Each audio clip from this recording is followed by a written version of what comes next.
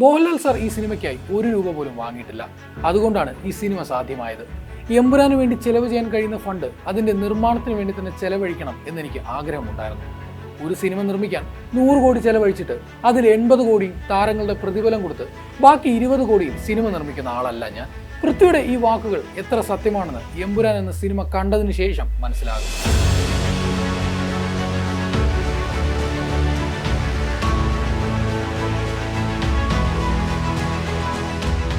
Hollywood വിഷ്വലുകളെന്ന് മലയാളികൾ പലപ്പോഴും വിശേഷിപ്പിച്ച കാഴ്ചകളെ പൃഥ്വിരാജ് എമ്പുരാനിലൂടെ കൊണ്ടുവന്നപ്പോൾ തിയേറ്ററിലിരുന്ന ഓരോ പ്രേക്ഷകനും വാവൊളിച്ചിരിക്കുകയായിരുന്നു.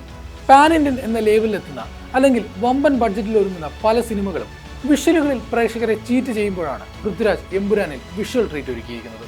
പലപ്പോഴും പാതി റിയൽ ലൊക്കേഷൻസിലും ബാക്കി ഗ്രീൻ സ്ക്രീനിലുമായി ഷൂട്ട് ചെയ്യുന്ന സിനിമാ പതിവിനെ എമ്പുരാൻ ബ്രേക്ക് ചെയ്യുന്നു. സിനിമയെക്കുറിച്ച് രണ്ട് അഭിപ്രായം നിലനിൽക്കുമ്പോഴും പൃഥ്വിയുടെ ടെക്നിക്കൽ ക്വാളിറ്റിയെക്കുറിച്ചും സിനിമയുടെ വിഷ്വൽ നരേറ്റീവിനെ കുറിച്ചും ആർക്കും എതിരഭിപ്രായമില്ല. എമ്പുരാൻ ലാൻഡ്സ്കേപ്പുകളെ അതിന്റെ മനോഹാരിതയിൽ അതിന്റെ ഭീകരതയിൽ ഒപ്പിയെടുത്ത സിനിമയാണ്. വെസ്റ്റ് ആഫ്രിക്കയും ഇറാഖും ലണ്ടനുമെല്ലാം ഗ്രീൻ സ്ക്രീനിന്റെ സഹായത്തോടെ അല്ലാതെ പ്രേക്ഷകരുടെ മുന്നിലേക്ക് എത്തുന്നുണ്ട്.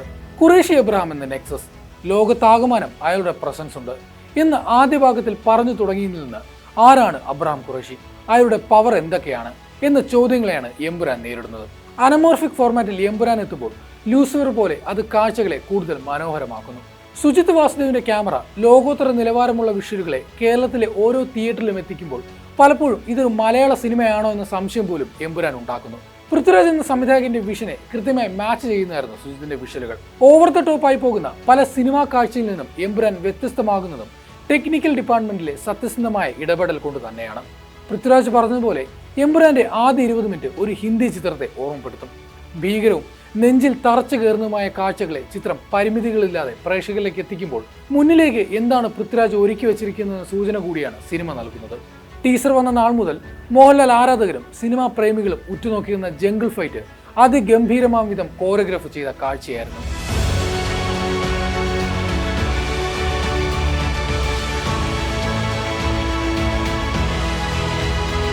ഒരു സാധാരണ ഫൈറ്റ് സീനായി മാറിപ്പോകേണ്ട ഒന്നിനെ പൃഥ്വിരാജ് എന്ന ലാലേട്ടൻ ഫാൻ ബോയ് സുജിത് വാസുദേവ് എന്ന സിനിമാറ്റോഗ്രാഫറും അനുനിമിഷം രോമാഞ്ചം ജനിപ്പിക്കുന്ന സീക്വൻസായി മാറ്റുന്നു. ലാലാരാധകർക്ക് തൊണ്ട പൊട്ടും വരെ ആർപ്പ് വിളിക്കാനുള്ള സീനായി ഇത് മാറുമ്പോൾ കൊടുത്ത കാശിന് ഈ ഒരൊറ്റ സീൻ തന്നെ മുതലാണെന്ന് തോന്നിപ്പോകും. ബിഗ് ബഡ്ജറ്റ് സൂപ്പർ സ്റ്റാർ സിനിമകളുടെ ശാപമായി പലപ്പോഴും മാറുന്ന ഫൈറ്റ് സീനുകൾ അത്ര മനോഹരമായിട്ടാണ് പൃഥ്വിരാജ് എന്ന സംവിധായകൻ പാക്ക് ചെയ്തിരിക്കുന്നത്. കേരള രാഷ്ട്രീയത്തിൽ വേരൂന്നി കഥ പറഞ്ഞ ലൂസിഫറിൽ പശ്ചാത്തലങ്ങൾ മാറി മറിയുന്നില്ലെങ്കിൽ എമ്പുരാനിൽ അരനിമിഷം മാറ്റമുണ്ടാകുന്നുണ്ട്. ലണ്ടനിൽ നിന്നും ആഫ്രിക്കയിൽ നിന്നും നേരെ കേരളത്തിലേക്ക് സിനിമ നിമിഷ നേരം കൊണ്ട് പറിച്ചു നടുമ്പോഴും ഒരിക്കലും അത് കാഴ്ചക്കാരെ മടുപ്പിക്കുന്നില്ല. കബുക കാട്ടിലും സ്റ്റീഫനും കണ്ടുമുട്ടുന്ന രംഗമൊക്കെ ടെക്നിക്കൽ ക്വാളിറ്റിയുടെ അങ്ങേയറ്റമാണ്.